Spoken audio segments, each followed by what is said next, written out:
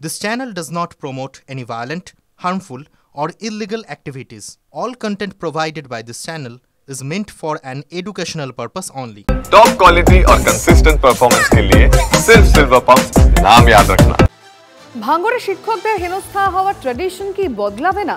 শিক্ষককে জগছোড়ায় অভিযুক্ত ছিলেন আরাবুল ইসলাম, আর এবার বিতর্ক শওকত মোল্লা ঘনিষ্ঠ খায়রুল ইসলাম।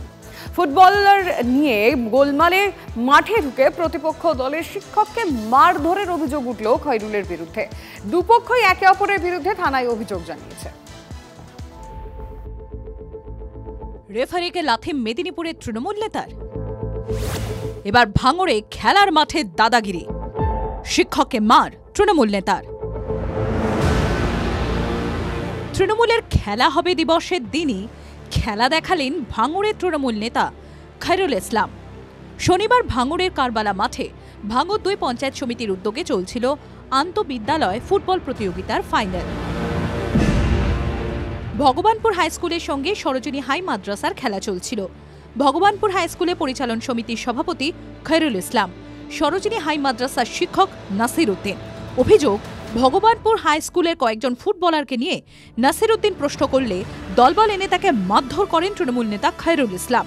খায়রুল প্রথমে আমার মুখে একটা ঝাড়া ঘুষি মারে, একদম মারার সাথে সাথে 30-35 জন এসে আমাকে ওখানে ফেলে প্রায় আধ ঘন্টা ধরে অটোমেটিক লাথি চড় ঘুষি মেরে।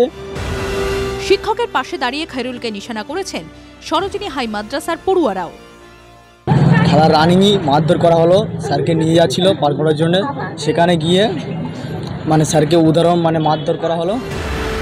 ভাঙড় 2 পঞ্চায়েত সমিতি বন ও ভূমি কর্মাধ্যক্ষ খায়রুল ইসলাম, ভাঙড়ের তৃণমূলের পর্যবেক্ষক শওকত মোল্লা তিনি ঘনিষ্ঠ হিসেবে পরিচিত। পাল্টা শিক্ষকের বিরুদ্ধে থানায় অভিযোগ জানিয়েছেন খায়রুল ইসলাম।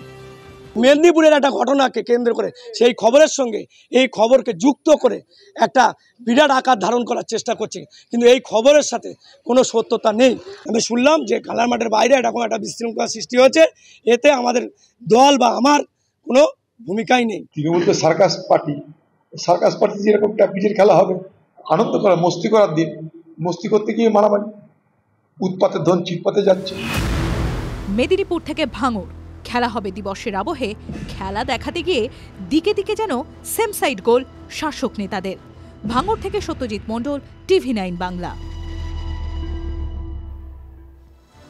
রোহিঙ্গা সহ তৃণমূলের নেতাদের গাছে বেঁধে জলবিচুটি লাগিয়ে বুলডোজার করে ঘোষাডাঙ্গা সীমান্ত দিয়ে বাংলাদেশে পাঠিয়ে দেওয়া হবে। সন্দেশখালী তৃণমূল নেতাদের মারধরের নিদান বিজেপি সংখ্যালঘু সেলের নেতা কাসেম আলীর।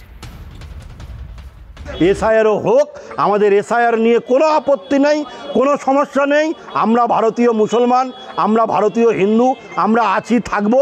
আমাদের এই পরম্পরা, আমাদের ভালোবাসা মমতা ব্যানার্জি কেড়ে নিতে পারবে না।